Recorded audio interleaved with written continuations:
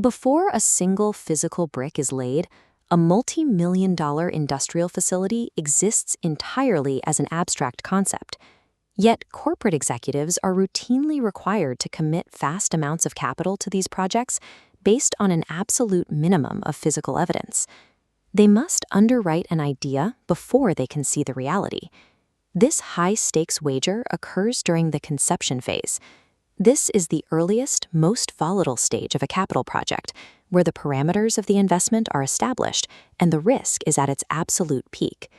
To survive this phase without misallocating capital, the processing and construction industries rely on a specific governance framework known as front-end loading, or FEL. The defining philosophy of FEL is strict discipline. It demands that a team does the right project the right way, long before they attempt to execute it fast.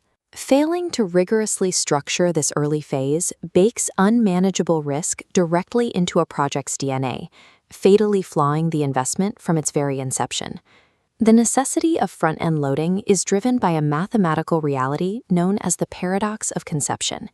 This law governs all capital project life cycles. This chart maps time against influence. Influence starts at 100%, but decays exponentially. Conversely, the cost of design changes starts at 0, rising exponentially during construction. Front-end loading targets the extreme left window, where maximum influence perfectly overlaps with minimum cost. This mathematical reality directly contradicts the industry myth of speed to market. Teams that rush blindly into detailed engineering and construction to save time inevitably encounter expensive late-stage redesigns.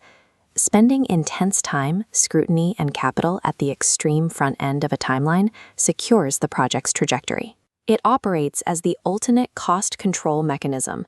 The conception phase operates as a strict pipeline of 5 major process activities designed to systematically eliminate ambiguity. Step 1 is needs assessment.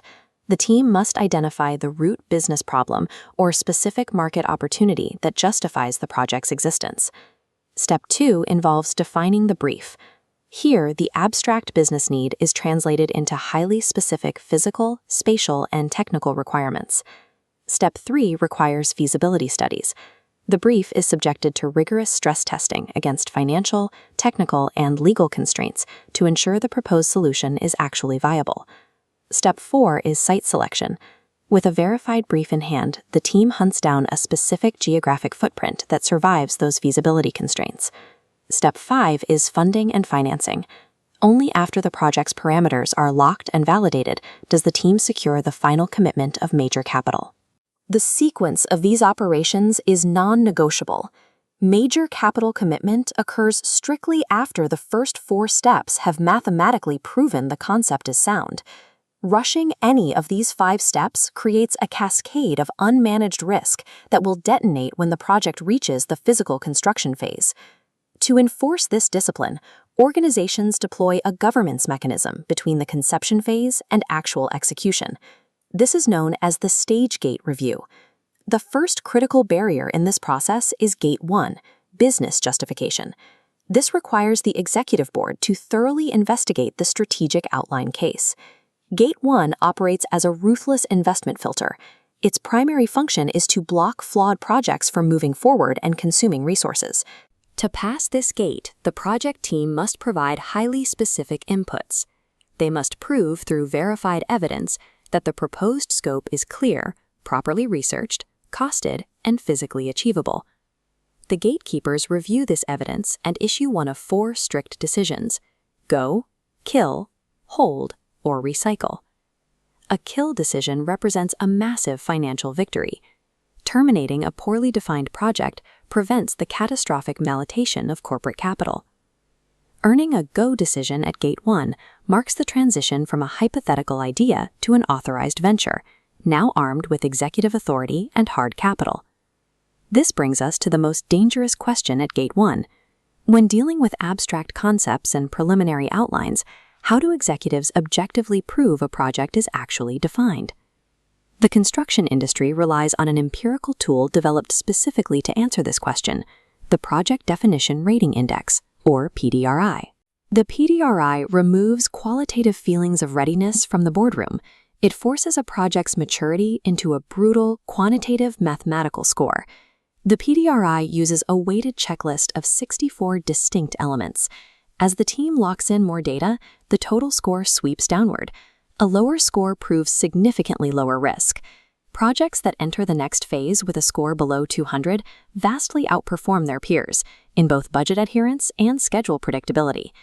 Because the scoring is granular, the PDRI actively isolates and exposes hidden, high-risk gaps in the scope before they can cause financial damage. By utilizing this framework, organizations replace executive guesswork and emotional bias with an empirical, data-driven baseline for investment. Consider the conception of a complex $50 million waste-to-energy plant. The development team successfully executes the initial steps. They verify the regional market need for waste processing and define the specific spatial brief for the mechanical equipment. Through rigorous feasibility testing against local zoning laws, they secure a viable geographic site. They are now prepared to request major funding. The team faces the executive board at the Gate 1 review to present their strategic outline case and ask for the $50 million. However, because the board utilizes the PDRI framework, the scoring reveals a critical gap in their execution strategy regarding specific environmental regulatory parameters. The team accepts a recycle decision. They delay their pitch, resolve the environmental gaps, and aggressively force their PDRI score down to a verified 185. Because the scope was mathematically verified, the gatekeepers issued a confident go decision, authorizing a project whose primary risks have been systematically identified and managed. Mastering the paradox of conception requires executing the 5 major preparatory activities, enforcing the stage gate filter, and quantifying readiness with tools like the PDRI. Bypassing the conception phase to rush into detailed design is a persistent, dangerous illusion. Skipping early diligence does not save time. It merely defers the cost of failure to a phase where it is exponentially more expensive to fix. Front-end loading relies on a simple premise. Identifying and eliminating fatal flaws early directly amplifies operational performance later. Approaching the conception stage with this level of rigor is a major strategic advantage in capital project execution.